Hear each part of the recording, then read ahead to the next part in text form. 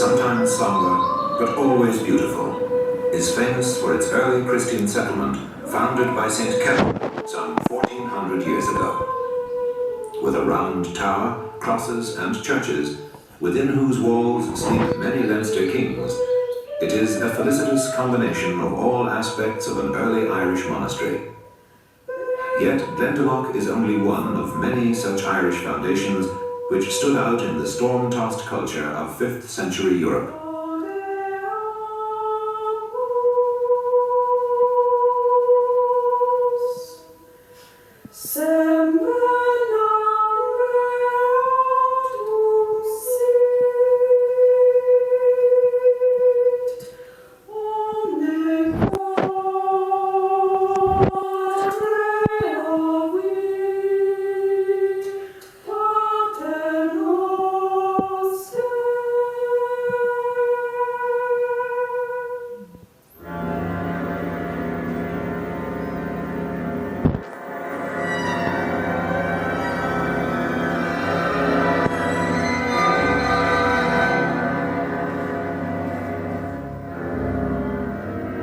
Only a few centuries earlier, Ireland had been a pagan country, its people worshipping a pantheon of Celtic gods. It was a land echoing to the sound of the battle waged by Cuchulainn against Queen Maeve.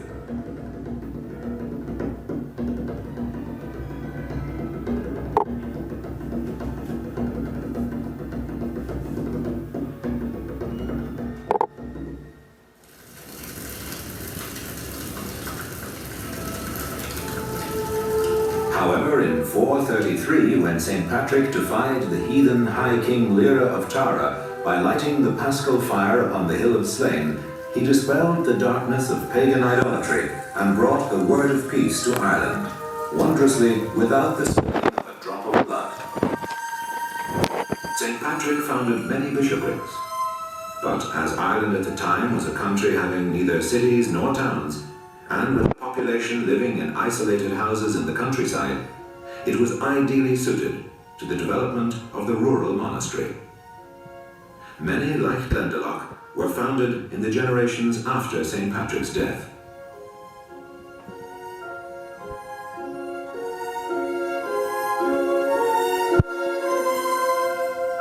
One of the first of them was founded by St. Enda on the largest of the Aran Islands, where one of the churches still bears his name. The rigid discipline of early monasteries such as St. Enda's obviously appealed to some ascetic streak in the Irish nature, and countless thousands became monks and nuns, submitting themselves to the monastic rule. Inspired by the desire to serve the Creator and to secure a place in heaven, some were to imitate St. Enda in retiring to the solitude of Western Islands, seeking seclusion from the hurly-burly of secular life, and doing battle with the devil rather than with their fellow human beings. Other holy men withdrew to wilderness on the mainland, where they could commune with nature and their Maker while imposing great penances upon themselves. St. Kevin, for instance, is said to have stood in the cold waters of Glendalough long enough for the birds to build their nests in his outstretched hands, before he retired to pray in his cell overlooking the upper lake. Sometimes these holy men formed communities of 2 or 3 ascetics, saying prayers, studying, or even copying the Gospels.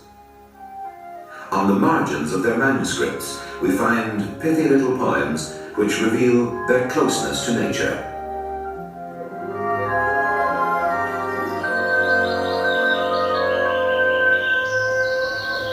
A hedge of trees surrounds me. A blackbird sings to me above my lined book. The bird's song chants to me. A clear-voiced cuckoo sings to me in a grey cloak from the thickness of the bush. The Lord is indeed good to me. Well do I write beneath a forest of woodland.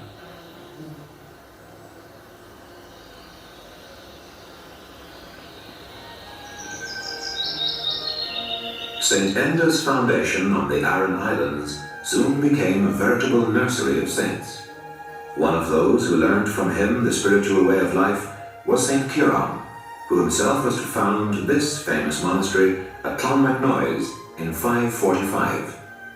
He and another Ciaran of Sair, were but two of St. Enda's 12 disciples, picturesquely known as the 12 Apostles of Ireland. They studied under another great monastic founder, St. Finian, at Clonard in County Meath, where thousands of students flocked to hear him teach. Other disciples of St. Finian included St. Ruan of Laura in Tipperary, and the great navigator St. Brendan, who himself founded many monasteries, including this one at Clonfert in County Galway. One of the most lively and appealing of all the early Irish monastic founders was St. Columkill, or Columba, born of royal stock at Gartan, County Donegal in 521. He founded a monastery where the city of Derry now stands, and another here at Durrow in County Offaly. Allegedly because his illicit copying of a precious manuscript led to a war in which hundreds of his own noble kinsmen were slain, he left Ireland at the age of 42 to found yet another monastery on the island of Iona, off the west coast of Scotland. When attacked by the Vikings early in the 9th century, many of the Iona monks moved to the greater safety of Kells in County Meath, where St. Colum's house still bears his name.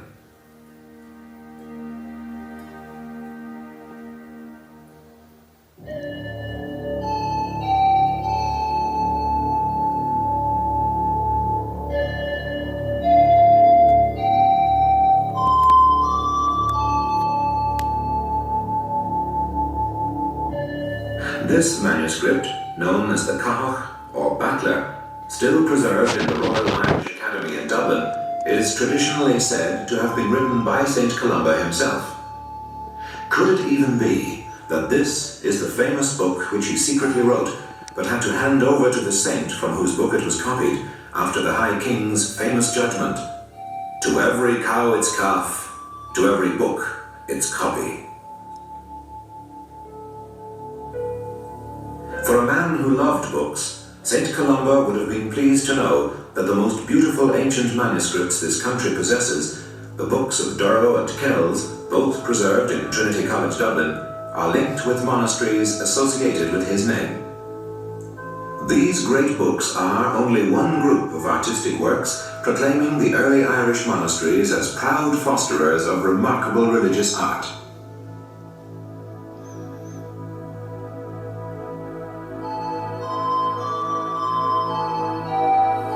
The National Museum in Dublin has a splendid display of metalwork, testifying to the intricate and delicate craftsmanship of Irish monastic workshops, such as the chalices of Ardagh and Derry na Flan.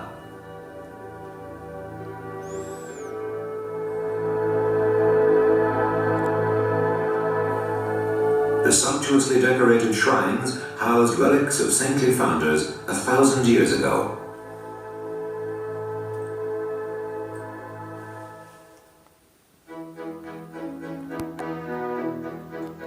St. Columba was later to be followed by others who left their native land forever to go on pilgrimage and teach Christianity to the pagans on the continent. There are many places in Europe where those early Irish saints are still greatly revered. St. Columbanus founded monasteries at Luxeuil in France and Bobbio in Italy, and the town of St. Gall in Switzerland is named after an Irish hermit who lived there. In the 9th century, Johannes Scotus showed Europe the depth of learning in the monasteries of our land of saints and scholars.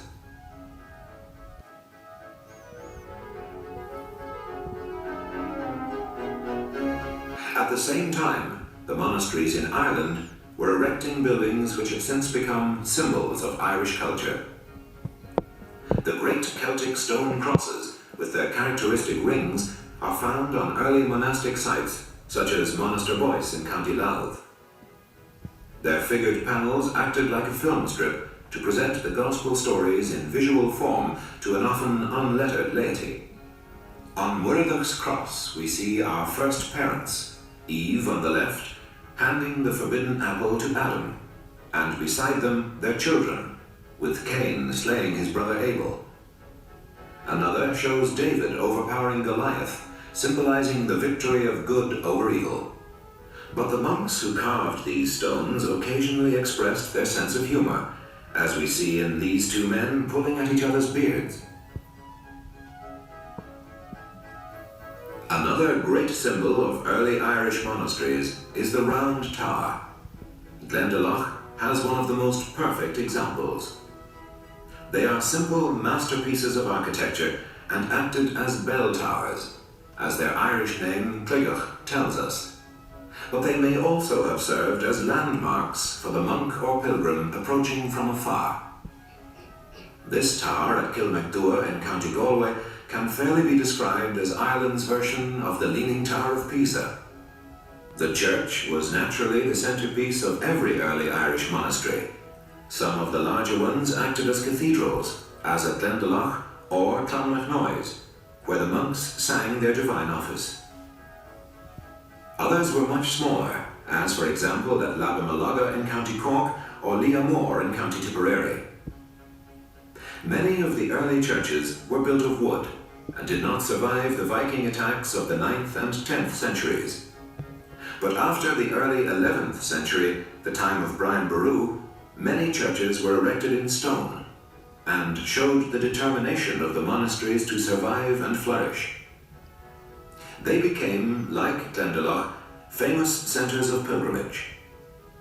By the 12th century, some beautiful churches were built in the Romanesque style, often with intricate and fascinating carved detail.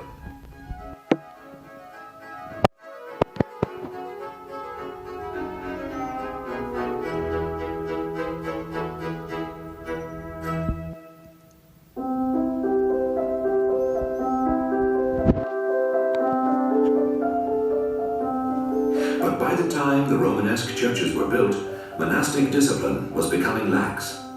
Saint Malachy of Armagh introduced the more austere Cistercian rule to Ireland and founded the Abbey of Mellifont in County Louth. The Cistercian and other continental orders, such as the Benedictines, Dominicans, and Franciscans, brought with them a new spirit of monasticism and more imposing buildings.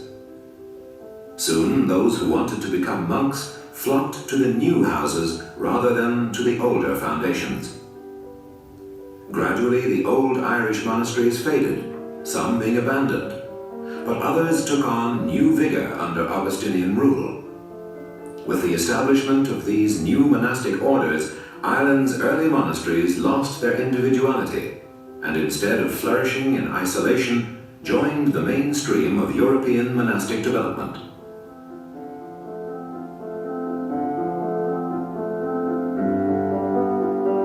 But the great manuscripts, the ornate high crosses,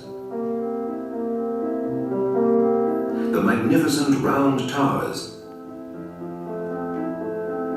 and the simple churches remain with us as a reminder of those golden days when Ireland's monastic culture shone like a beacon across the continent, contributing to medieval and thereby modern Europe.